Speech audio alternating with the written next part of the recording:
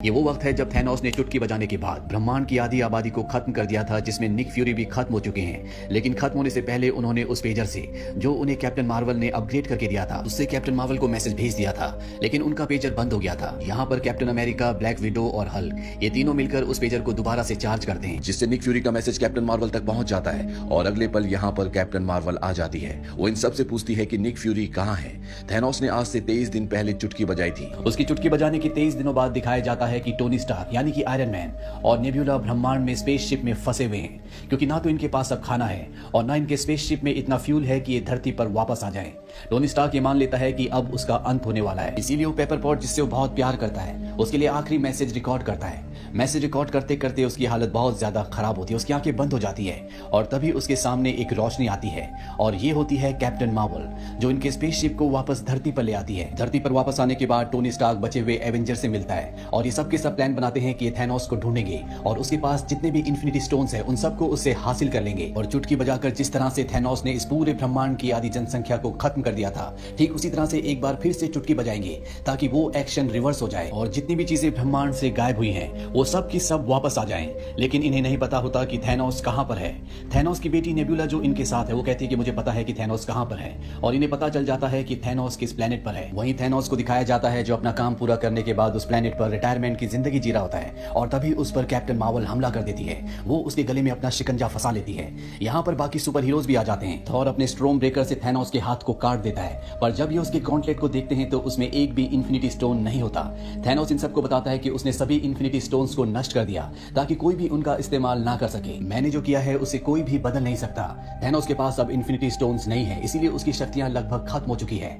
Thor को उसकी बातों से बहुत गुस्सा आता है और वो अपने स्ट्रोम ब्रेकर से उसे खत्म कर देता है। इसके बाद ये सब के सब अर्थ पर वापस आ जाते हैं। वक्त बीतता और 5 साल बीत जाते हैं। साल आता है सन 2023, जहां पर हमें वो गाड़ी दिखाई जाती है जिस गाड़ी के अंदर वो मशीन है, जिस मशीन के जरिए एंटमैन को क्वांटम दायरे में भेजा गया था ताकि वो पिम पार्टिकल्स को लेकर वापस आ सके। पर इससे पहले कि एंटमैन को क्वांटम दायरे से वापस लाया जाता, थैनोस ने अपनी चुटकी बजा दी थी, जिस वजह से होप, उसकी मॉम जेनेट और उसके पिता हैंक तीनों के तीनों गायब हो गए थे और एंटमैन क्वांटम दायरे में फंस गया था। एक चूहे को दिखाया जाता है जो उस ऑपरेटिंग सिस्टम के ऊपर चलता है जिससे क्वांटम मशीन को दोबारा से एक्टिवेट किया जा सकता है और मशीन एक्टिवेट हो जाती है, जिससे स्कॉट लैंग यानी कि एंटमैन वापस अपनी दुनिया में आ जाता है। वो अपने चारों तरफ देखता है तो उसे कुछ भी समझ नहीं आता।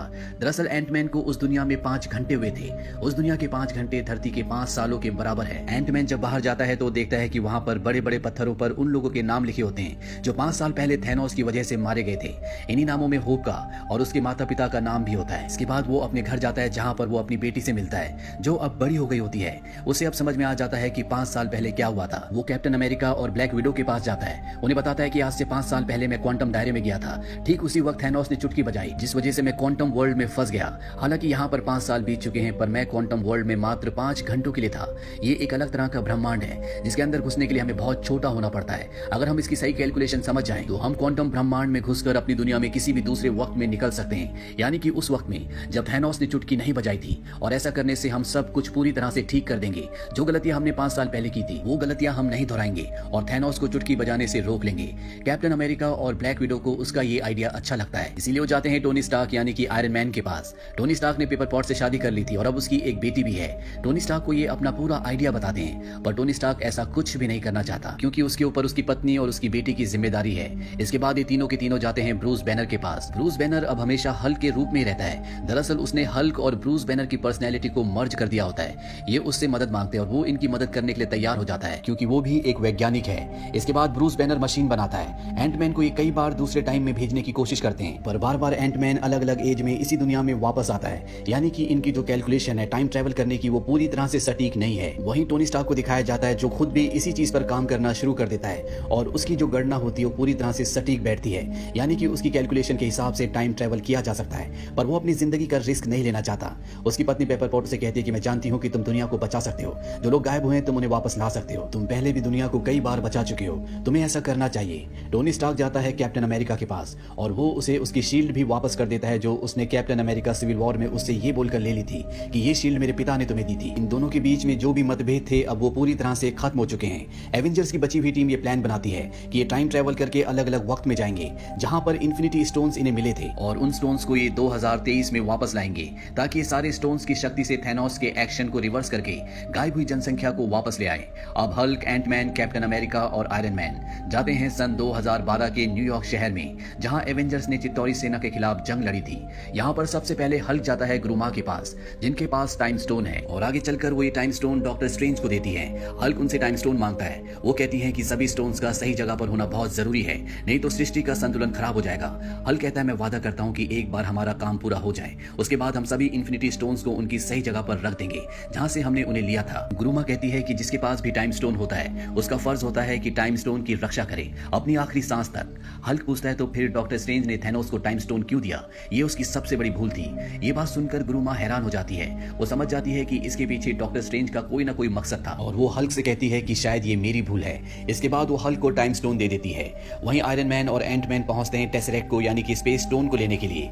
ये वो वक्त होता है जब चित्तौरी सेना हार चुकी है और अब 2012 का थॉर स्पेस स्टोन और लोकी को लेकर यहाँ से एसगार्ड जा रहा है। हालांकि 2023 से आया हुआ आयरन मैन और एंटमैन आसानी से स्पेस स्टोन को हासिल कर लेते हैं, पर तभी दरवाजा खोलकर हल्क अंदर आता है और आयरन मैन के हाथ से स्पेस स्टोन का बैग उससे छूट जाता है।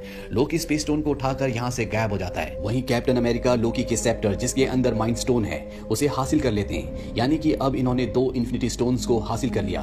अब कैप्टन अमेरिका और आयरन मैन स्पेस स्टोन को हासिल करने के लिए सन 1970 में पहुंच जाते हैं जहां टोनी स्टार्क यानी आयरन मैन अपने पिता हॉवर्ड स्टार्क से भी मिलता है क्योंकि इस वक्त में उन्हीं की देखरेख में स्पेस स्टोन होता है। ये उस स्पेस स्टोन को हासिल कर लेते हैं। वहीं थॉर और रॉकेट 2013 में एसगार्ड पहुंचते हैं। Thor the dark world movie में हमने देखा था कि 2013 में जेन फोस्टर के अंदर ईथर के रूप में रियलिटी स्टोन समा गया था। यहाँ पर थॉर अपनी माँ से भी मिलता है, साथ ही उसे उसका म्योनीर यानी कि हथौड़ा भी मिल जाता है। रॉकेट और थॉर यहाँ से रियलिटी स्टोन हासिल करने में कामयाब हो जाते हैं। वहीं ब्लैक विडो और हॉकाई पहुंचते हैं सोल स्टोन को लेने जिसका पहरेदार होता है रेड स्कल। सोल स्टोन हासिल करने के लिए किसी भी एक को अपनी सोल का दान करना होगा। हालांकि दोनों एक दूसरे को बचाना चाहते हैं पर ब्लैक विडो अपनी कुर्बानी दे देती है और हॉकाई को सोल स्टोन मिल जाता है। वहीं नेब्यूला और जेम्स रोड पहुंचते हैं मुराद ग्रह पर। ये वही ग्रह है जिसमें guardians of the Galaxy movie के फर्स्ट पार्ट में पीटर क्विल ने ऑर्ब को चुराया था जिसके अंदर पावर स्टोन था। 2014 का पीटर क्विल यहाँ पर पावर स्टोन चुराने आता है पर जेम्स रोड उसे बेहोश कर देता है और नेब्यूला ऑर्ब निकाल लेती है जिसके अंदर पावर स्टोन है। अभी दोनों यहाँ से जाने की तैयारी करते हैं। जेम्स रोड तो ऑर्ब लेकर यहाँ से निकल जाता है पर नेब्यूला के सिर पर बहुत जोर से दर्द होता है और उसके माइंड में जितनी भी मेमोरीज होती हैं वो इस वक्त की नेब्यूला यानी कि सन 2014 की नेब्यूला की मेमोरी में कॉपी हो जाती है जो इस वक्त में थैनोस की वफादार है। और थैनोस उसकी मेमोरी को चेक करके पता लगा लेता है कि उसने सारे इन्फिनिटी स्टोन को हासिल करके अपने मकसद को फ्यूचर में पूरा कर लिया है, पर अब एवेंजर्स इन्फिनिटी स्टोन्स को हासिल करके उसके किए को खत्म करना चाहते हैं। सन 2023 से आई हुई नेब्यूला की मेमोरी सन 2014 की नेब्यूला की मेमोरी में कॉपी इसलिए होती है क्योंकि ये आधे इंसान और आधे रोबोट हैं जिन्हें साइबॉर्ग कहा जाता है। सन 2014 की नेब्यूला भविष्य वाली नेब्यूला को पकड़ लेती है। उसके हाथ में जो गैजेट होता है जिससे टाइम ट्रेवल किया जा सकता है वो उससे उस गैजेट को ले लेती है। साथ ही उसके दिमाग में जो पिम पार्टिकल होता है वो भी उससे हासिल कर लेती है। इसके बाद वो पिम पार्टिकल थैनोस को दिखाती है। वहीं सन 2023 की नेब्यूला को दिखाया जाता है जो यहाँ पर गमोरा को कन्विंस करने की कोशिश करती है कि हमें थैनोस को रोकना होगा। उसने आने वाले समय में सारे इन्फिनिटी स्टोन्स को हासिल कर लिया और चुटकी बजाकर इस पूरे ब्रह्मांड की आधी जनसंख्या को खत्म कर दिया। नेब्यूला उसका साथ देने के लिए तैयार हो जाती है। वहीं दूसरी तरफ सब के सब एवेंजर्स सभी इन्फिनिटी स्टोन्स को लेकर सन 2023 में पहुंच जाते हैं। यहाँ पर सन 2014 की नेब्यूला भी पहुंच जाती है और उसकी असलियत के बारे में किसी को कुछ पता नहीं चलता। अब ये सारे के सारे इन्फिनिटी स्टोन्स को एक गॉन्टलेट बनाकर उसके अंदर डालते हैं। थॉर कहता है कि मैं सबसे शक्तिशाली हूँ इसीलिए मैं इस गॉन्टलेट को पहनूंगा और जो इस ब्रह्मांड की आधी जनसंख्या खत्म हो गई थी उसे वापस ले आऊंगा। हल्क थॉर से कहता है कि इन इन्फिनिटी स्टोन्स के अंदर गामा रेडिएशन है जिससे मैं बना हूँ, इसीलिए इस गॉन्टलेट को मुझे पहनना चाहिए। हल्क की बात से सब सहमत होते हैं। आयरन मैन उसे कहता है कि जो लोग गायब हुए थे सिर्फ उन्हीं को लेकर आना और इसके बाद हल्क उस गॉन्टलेट को पहन लेता है लेकिन इसकी रेडिएशन से उसका पूरा शरीर कांप जाता है। हल्क अपनी पूरी शक्ति को एकत्रित करता है और बहुत मुश्किल से गॉन्टलेट से चुटकी बजाता है। चुटकी बजाते ही उसका गॉन्टलेट निकल जाता है। हल्क की हालत बहुत ज्यादा खराब हो जाती है और तभी हॉकाई के फोन पर उसकी पत्नी का कॉल आता है जो आज से 5 साल पहले थैनोस की चुटकी बजाने की वजह से गायब हो गई थी, जिससे पता चलता है कि हल्क की चुटकी बजाने से जो लोग गायब हुए थे वो सब के सब वापस आ गए। यहाँ पर सन 2014 की नेबुला भी होती है जो सबकी नजरों से बचकर टाइम मशीन के पोर्टल को खोल देती है और उस पोर्टल के अंदर से थैनोस का वॉरशिप बाहर निकलता है जो उस जगह पर जहाँ पर सारे एवेंजर्स होते हैं लगातार कई मिसाइल्स फेंकता है और इस पूरी जगह को तबाह कर देता है। अब नेबुला थैनोस के पास जाती है। थैनोस उसे ऑर्डर देता है कि जाओ और 6 के 6 इन्फिनिटी स्टोन्स को मेरे पास ले आओ। नेबुला वहां से चली जाती है और सारे के सारे एवेंजर्स अब थैनोस के सामने होते हैं। थैनोस कहता है कि मैंने ब्रह्मांड की आधी जनसंख्या को खत्म इसलिए किया था ताकि बचे हुए लोग खूब तरक्की करें, लेकिन इंसान कभी नहीं सुधरेंगे। तुमने 6 के 6 इन्फिनिटी स्टोन्स को एक सामने इकट्ठा करके मेरी मदद की है। अब मैं एक बार फिर से चुटकी बजाकर ब्रह्मांड के आखिरी कण तक को खत्म कर दूंगा और इसके बाद इन्हीं इन्फिनिटी स्टोन्स की मदद से एक नया ब्रह्मांड बनाऊंगा जहां पर सब मेरी पूजा करेंगे। और अब थैनोस और एवेंजर्स के बीच में एक घमासान लड़ाई शुरू हो जाती है, लेकिन थैनोस इन सब से बहुत शक्तिशाली है, इसीलिए वो एक एक करके सब पर हावी होना शुरू हो जाता है। एक पल ऐसा आता है जब थैनोस थॉर के स्ट्रोम ब्रेकर से उसी को मारने वाला होता है, पर तभी थैनोस को थॉर का हथौड़ा आके लगता है। थॉर देखता है कि उसके हथौड़े को और किसी ने नहीं बल्कि कैप्टन अमेरिका ने उठाया था। ये देखकर थॉर हैरान होता है। वहीं नेबुला को दिखाया जाता है जिसे गॉन्टलेट मिल जाता है जिसमें 6 के 6 इन्फिनिटी स्टोन्स हैं, पर इससे पहले कि वो उस गॉन्टलेट को थैनोस के पास ले जाती। यहाँ पर प्रेजेंट टाइम की नेबुला और गमोरा आ जाती है।